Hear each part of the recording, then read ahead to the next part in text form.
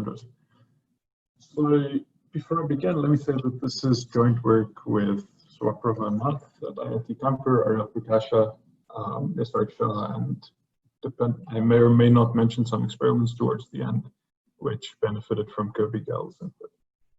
So the problem we're considering is participatory budgeting, which was already introduced in the previous talk. But I guess for the sake of completeness, I'll introduce it again. So it began a couple of decades ago in Porto Alegre in an attempt to bring additional transparency to the process of democracy. And specifically that part of a democracy where we decide how do we spend our public funds, right? So instead of letting this decision be taken behind closed doors or allowing Congress to get hung up for months because they can't agree on the budget, we're going to directly let people vote about, over proposed infrastructure projects and then aggregate these votes in some way to come up with a budget. And since then, this idea has spread across the world, and today there are successful accounts of participatory budgeting elections being held on basically every continent. For example, in Europe, Madrid and Paris are arguably some of the leading cities with respect to this framework. And they've each allocated more than 100 million euros over the last couple of years via participatory budgets. In the US, the Participatory Budgeting Project.org has been involved in administering many of these elections. And if you go to their homepage, you'll see that they claim to have allocated more than $300 million in public funding to more than 1,600 different projects. So of course, this is a very small fraction of the total expenditure, but it is a substantial amount, and we have a very good opportunity here to sort of really design how these elections work and what they look like. So the question that we're considering in this paper is, how should we allow voters to express their preferences? And tied to this is the very important issue that we want to encourage participation in these participatory budgeting elections from every member of society, right? So we want to, in some sense, make sure that we're not asking the voters to do something that is too difficult and maybe creates a bad experience for them. And we don't want to do anything that may lead to a voter not participating in the future. Okay, and then the second question that I'm not going to say much about is, of course, once we have the votes, how should they be aggregated? Okay, so let me state the model. We've seen very similar models throughout the week, so I'll be pretty brief. We have M different residents or voters or agents. We have M different projects or alternatives. Here, what makes the setting a little different is every project has a cost, and we have some global budget B, which will just normalize to be 1.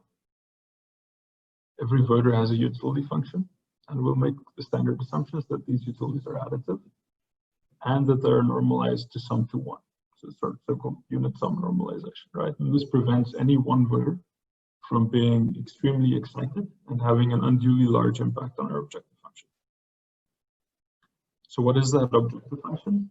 We are maximizing social welfare, which is defined as the sum over all of the voters of their utilities for the subset of selected alternatives S. And of course, S must satisfy some budget constraint. Okay. Now notice that since we assumed utilities are additive, if we have exact access to these utility functions VI, then this is simply a knapsack problem. And even though it's hard, we can solve this computationally up to very, very large instances. So we would basically do that. But unfortunately, we don't have access to these exact utility functions. And instead, we'll assume that we have access to the vote that a voter cast in some format, and that this vote is consistent with his underlying utility. Right? So the same sort of approach that we've seen throughout the week. So let's just look at an example. We have some city, they're considering several different projects. One of them is installing bicycle lanes. Let's say the cost of that is 3. Another is switching a part of their grid to clean energy at a cost of 7. They can upgrade the park system at a cost of 3, or install free Wi-Fi downtown at a cost of 1. If I point to a particular voter, that voter would have a utility for each of these projects. However, I don't see his utilities. Instead, I'm going to ask him to cast a vote in some form. So we consider 4 different types of votes. The first is rankings by value. So if I ask the voter to cast your vote as a ranking by value, you would place in the first position a clean energy project for which he has usually 7, followed by installing bicycle lanes, and then we have a tie in the last 2 positions, but we can break ties arbitrarily. Notice that if I have your ranking by value, I automatically have strictly more information than I would have if I only have your K approval vote for any number of K, right? So one of the input formats that is currently used in practice, voters are being asked, select your K most preferred alternatives. So this format gives us strictly more information than that. Okay, so you may look at this and say, well, perhaps it's not surprising that the most expensive project has, that the voter has highest utility for the most expensive project, right? Maybe we should explicitly force voters to consider the cost of a project when they're casting their vote. So we'll also look at rankings by value for money. Here the voter would say, I can get 2 units of utility for every $1 spent if I implement free Wi-Fi, followed by a ratio of 4/3 for installing bicycle lanes, ratio of 1 for the clean energy project, and then finally the upgrading the park system. Right. We'll look at a third type, which is called knapsack votes. So in knapsack votes, you also force voters to consider the costs, but in a slightly different way. You explicitly tell them, here is my budget. What would you have done subject to these same constraints? So we can tell the voter our budget is 7. What would you have done? And then there's basically 2 options. The voter can either choose only the clean energy project, which would have a utility of 7, or he can choose all of the other alternatives, which would end up giving him a utility of 8. In this case, this is his vote. The final format that we consider is something we call threshold approval votes. So here we tell the voter, I'm going to set some threshold, let's say 3. Approve all of those alternatives for which you have utility at least 3.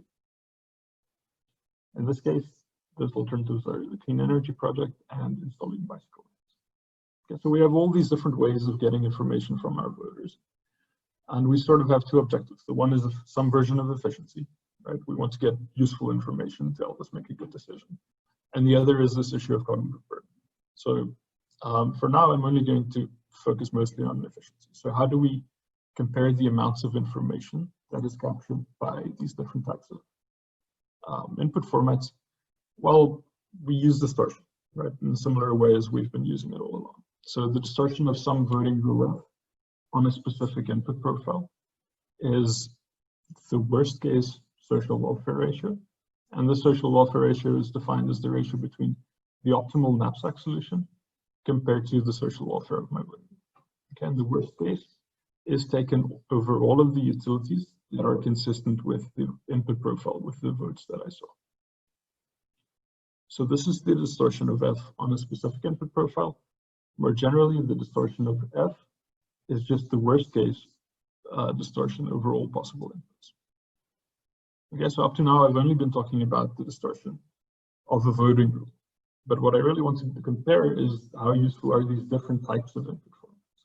So we need to go one step further. So we'll say that the distortion of an input format is the distortion of its best voting rule. So an input format is good if it allows some voting rule to perform well, specifically to have low distortion. And an input format is bad if no matter what voting rule you use on those inputs, it's impossible to achieve low distortion.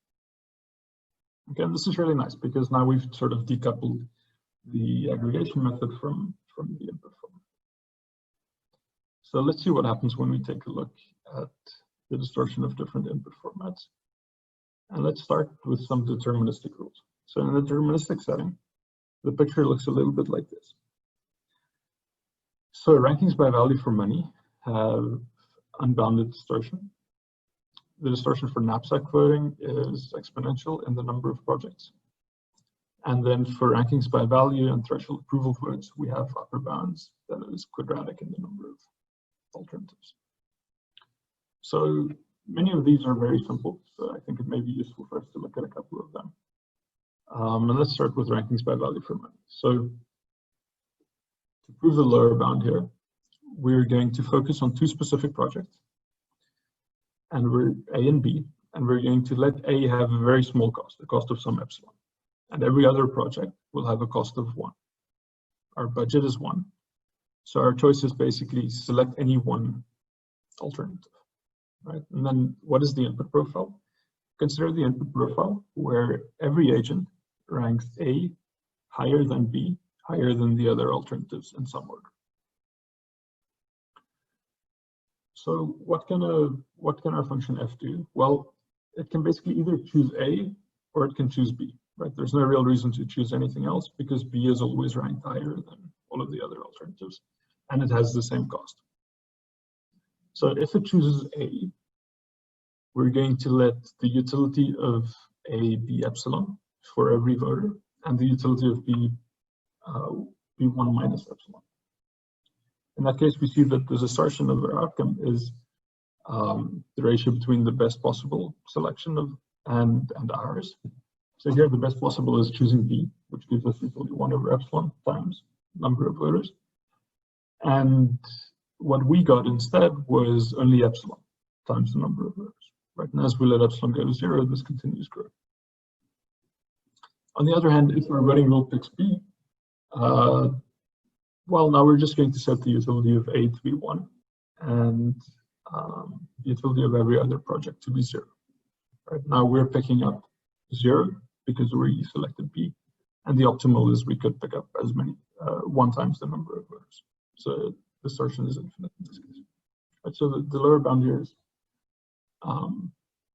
not hard, and I think this is a commonality among all of these statements. So for knapsack voting, I should say I'm hiding some factors here. I believe the lower bound is actually 2 to the m over square root of m, and the upper bound is 2 to the m times m. But the examples are maybe not that instructive. So instead, let's go through rankings by value. So Karagiannis will show distortion is lower bounded by m squared when you're selecting a plurality winner. Okay, so to get a matching upper bound, we consider the rule that does exactly that. It chooses whichever alternative is ranked first by the largest number of voters.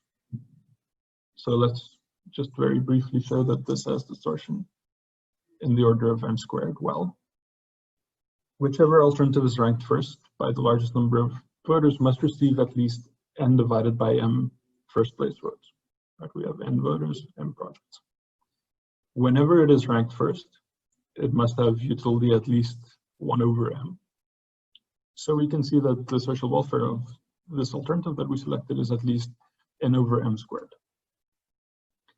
And of course, the maximum possible welfare that we can achieve because of our units on normalization is n. So the upper bound follows immediately.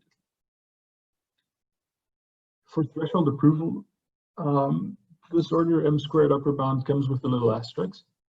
And specifically, the asterisk says this is for threshold equal to 1 over m. If your threshold is significantly larger, it turns out the distortion is unbounded. And it's sort of not hard to see why, right? Imagine that the threshold is very high, like 1/2. Then it may be the case that none of the agents have utility 1/2 for any of the projects, so nobody ends up approving anything. And you're back in the setting where you have no information. And at the same time, you have enough space when constructing this example between 0 and this large threshold to construct the generate example, right? So let's focus on the case where the threshold is 1 over m. What we're going to do is we're going to look at how many approvals did every project receive, and then use this value as the value of the project in a knapsack problem. We're going to get a 2 approximation to the largest possible number of approvals any subset received in this knapsack problem of ours. And then this is automatically then a 2 approximation to the number of approvals that the optimal social welfare maximizing set received. Right, so this will allow us to get an upper bound on the utility of the social welfare maximizing set. Specifically, every time it receives an approval, we're going to assume it picked up utility 1. And for every disapproval, we're going to assume it picked up utility 1 over n. Right? Some epsilon smaller than the threshold. And this ends up being enough to give the upper bound of m squared. I'm not aware of a matching lower bound here, so there may be a little room for improvement. But this is sort of roughly the picture in the deterministic set. When we allow for randomization, things get a little bit more interesting. Here we see that knapsack voting has distortion in the order of m. Rankings by value and value for money are now indistinguishable, both roughly square root of m. And threshold approval votes continue to perform well, distortion roughly log squared of m. So a couple of comments on this.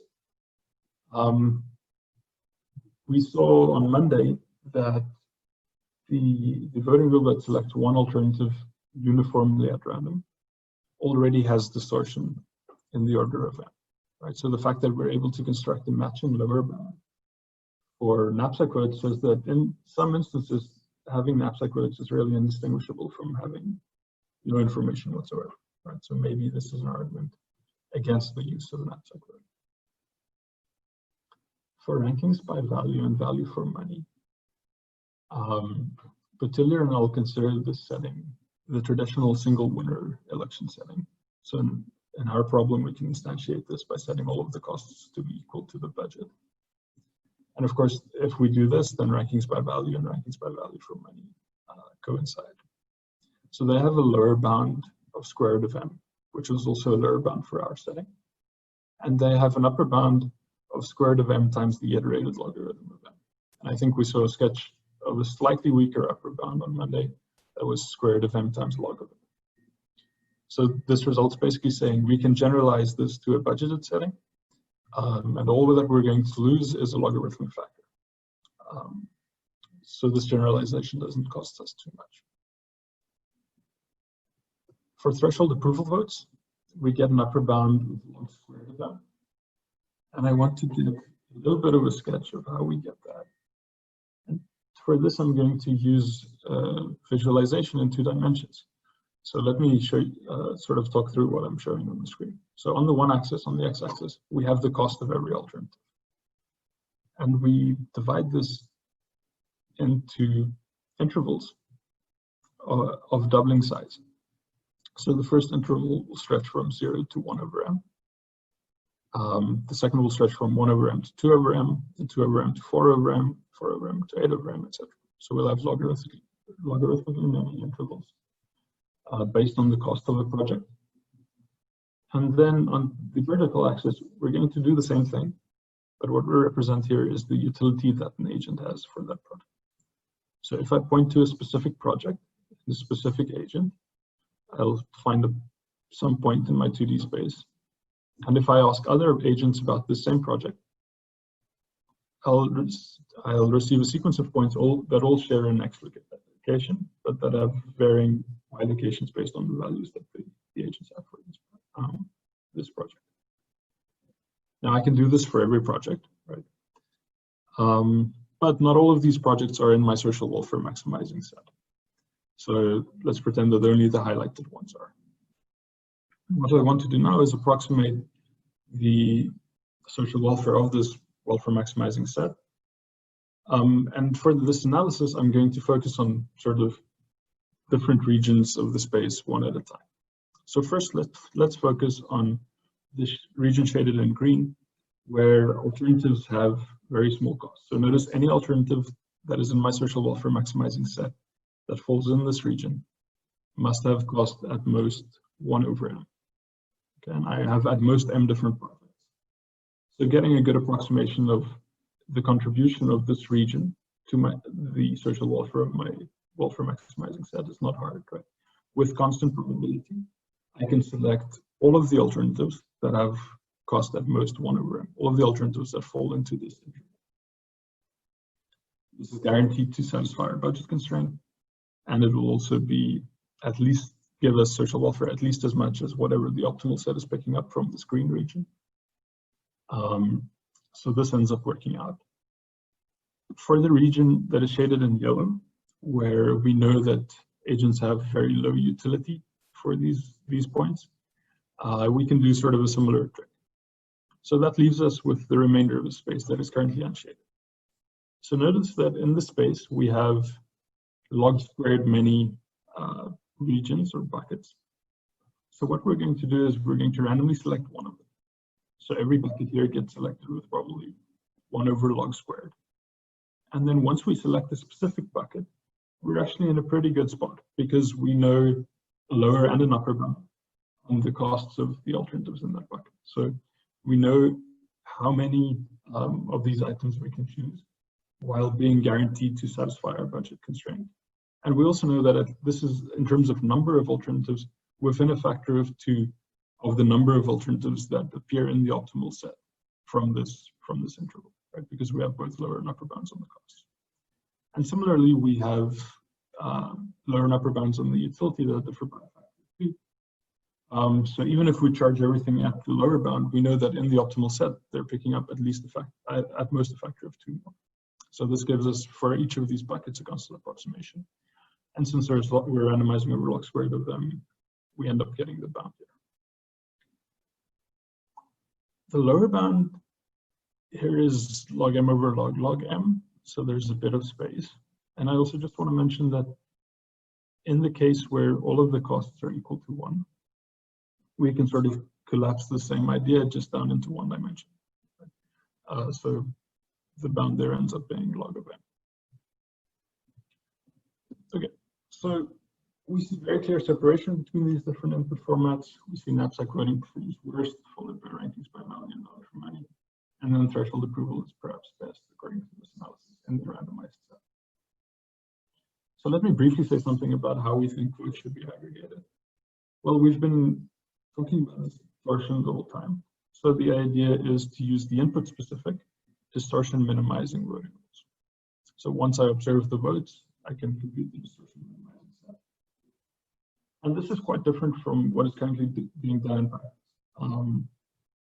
Currently, most often, some version of greedy aggregation is used, where you count the number of times a voter voted for a project, say the number of approvals it received, or the number of times a project appeared in some knapsack. And then you just greedily select projects as long as they satisfy the budget constraint. If you hit one where it cannot be included while satisfying the budget constraint, you skip it and continue the same. So we ran some experiments comparing that to distortion minimizing voting rules on data from elections held in Cambridge in 2015 and 2016. This data was kindly provided to us by Ashish Goel in the Stanford Crowdsourced Democracy team.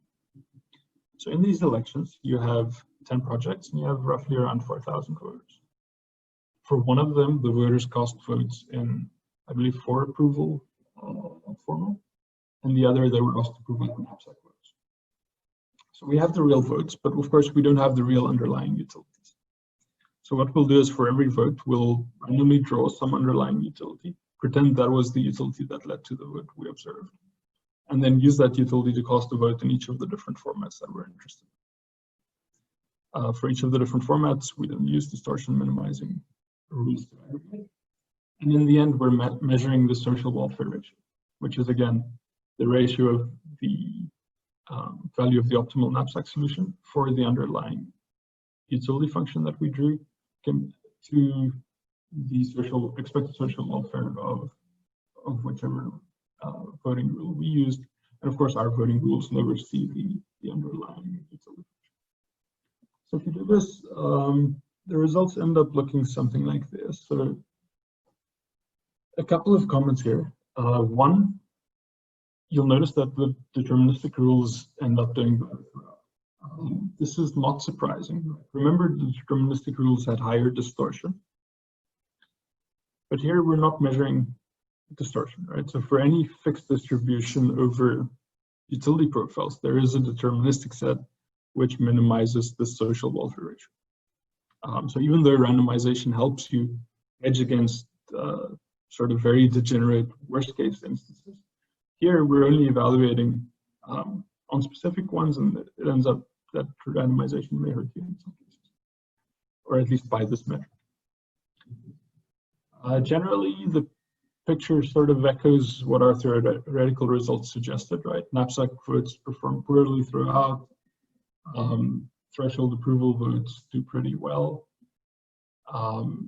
Something that's also interesting to notice is that the baseline, the benchmarks, greedy knapsack aggregation and greedy for aggregation of for approval votes, actually perform pretty poorly here. So this seems to suggest that maybe there is some benefit to using distortion minimizing aggregation.